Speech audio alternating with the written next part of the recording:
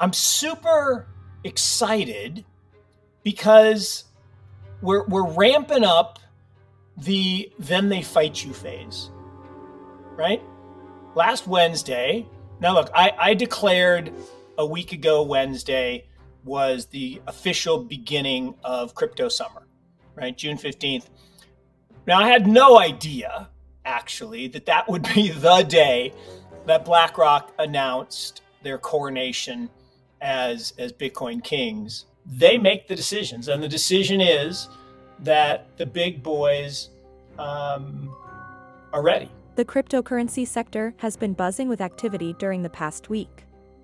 Although the U.S. Securities and Exchange Commission, SEC, has repeatedly rejected applications from various firms over the previous 10 years, the explosive news this week by BlackRock that it had applied for a spot Bitcoin ETF represents a start. This seems like a done deal because of BlackRock's nearly flawless track record of receiving ETF approval from the SEC. Since BlackRock's announcement, numerous additional companies have either submitted new proposals for a spot Bitcoin ETF or modified earlier ones. The proposed spot ETF from Valkyrie Investments, a specialized alternative asset management company that combines traditional finance and cryptocurrency investments, has been modified, and the intended exchange has been changed to NASDAQ. Just before Valkyrie entered the fray, two additional companies, Bitwise, which renewed its application for a spot Bitcoin ETF, and Invesco, which renewed its application for a spot Bitcoin ETF, also applied to participate. Additionally, another asset management company, WisdomTree, has also applied for a spot Bitcoin ETF, and there are reports that Fidelity, another major Wall Street player, is prepared to pitch in and apply for its own spot Bitcoin ETF. EDX markets were launched on Tuesday, and this is now. Digital assets from Fidelity, Charles Schwab, and Citadel Securities support the company, a digital asset market. Following the company's official launch, Chief Executive Officer Jamil Nazar Ali wrote in a post on LinkedIn, EDX's official launch allows our outstanding team to bring to crypto the same values and standards of competition, transparency, fairness, and safety that investors and traditional assets expect and enjoy.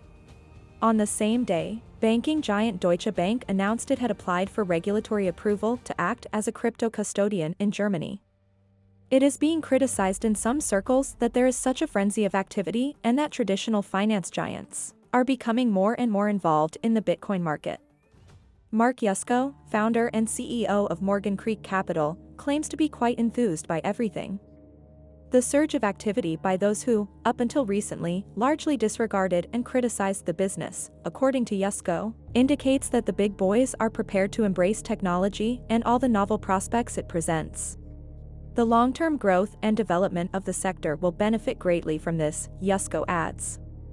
The renowned hedge fund manager recently spoke with the 3T Warrior Academy, during which he provided his analysis of the circumstance and what it means for the sector.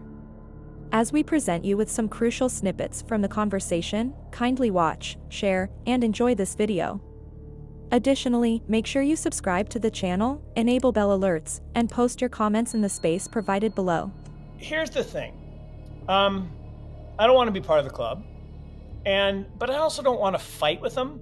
So I'm actually kind of glad that we're past the illusion that you can fight against the tech.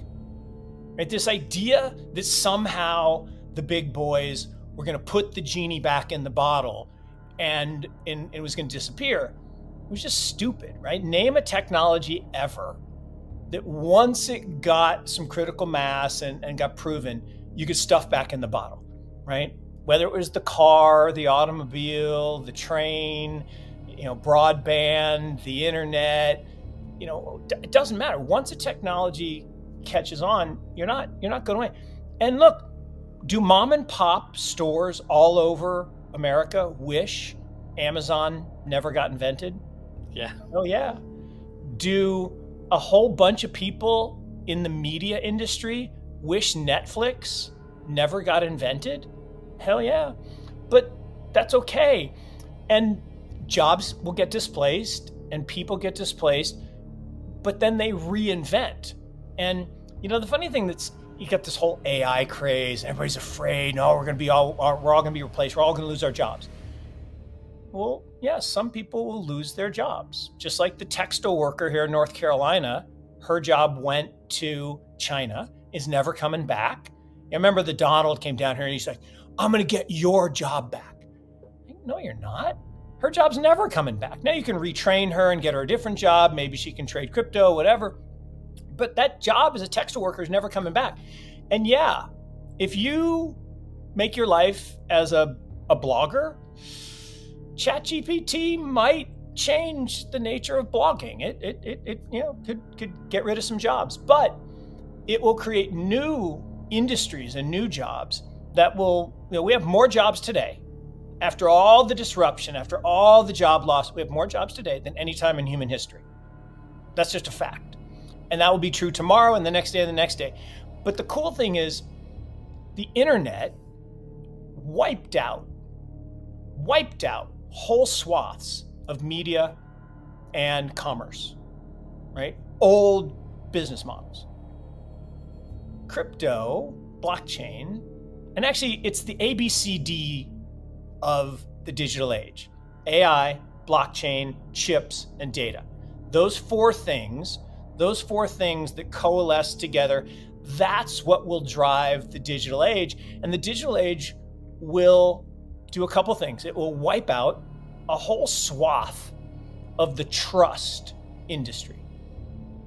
Right? The trust industry. What is the trust industry? Well, it's what the Rothschilds created 800 years ago with the creation of the first central bank. And they created a business that skims $7 trillion. That's a T. $7 trillion, that's 6 to 8% of global GDP every year gets taken by the elites, the banks, the insurance companies, the accountants, the auditors.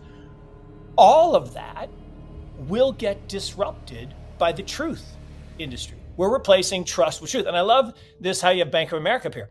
You realize that Bank of America has the most patents in blockchain technology of anybody in the world. Why would they have that? Because they're not freaking stupid, right? They're actually really smart because the technology is coming and they can either be completely displaced, right?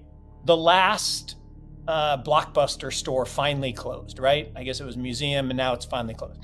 That went away when streaming came and we don't need to go get a little video disc to plug in our, VCR.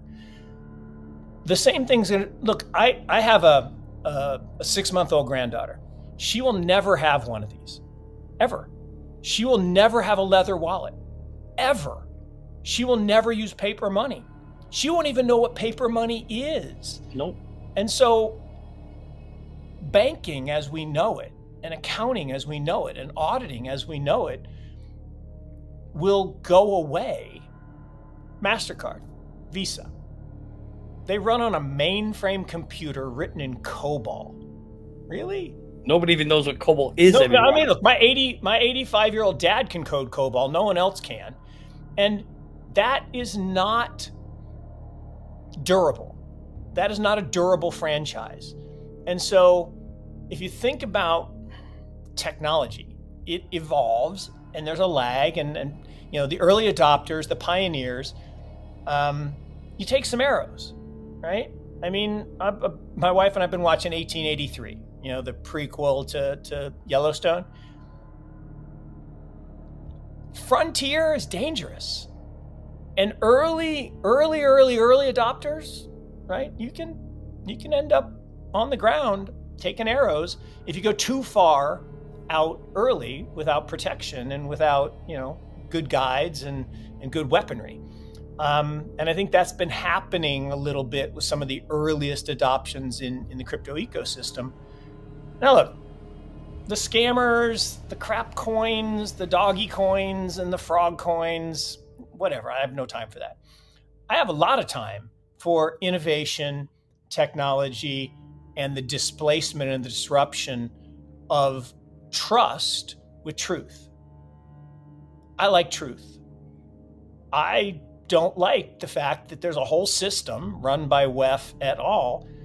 that can abuse my trust, right? They can seize my assets because I already forfeited them. I put my assets in the bank. They're no longer mine. They're the bank's. Now I can get to them most of the time, but if they wanted to, they could stop me from getting them. And I don't want that. I want at least a portion for now, and eventually all, but for now, a portion of my wealth I want outside that system. And, to me, you start with Bitcoin, and then you can drop to Ethereum, and then you can go down, and, the Army, XRP, and Ripple, there's a role. And the tech itself. Oh, is Mark coming around? Sorry. Come on. I'm saying there's a role.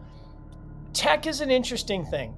You need adoption, and you need the right infrastructure to adopt at the right time. There's a difference between being early and being wrong. I mean, there's no difference between being early and being wrong. And I think so far it's been a little early. And look, I don't agree with the way the foundation was set up originally. It was too concentrated and all that. It's being fixed. It's being addressed. It's making progress. But I do think that there's some good, solid tech.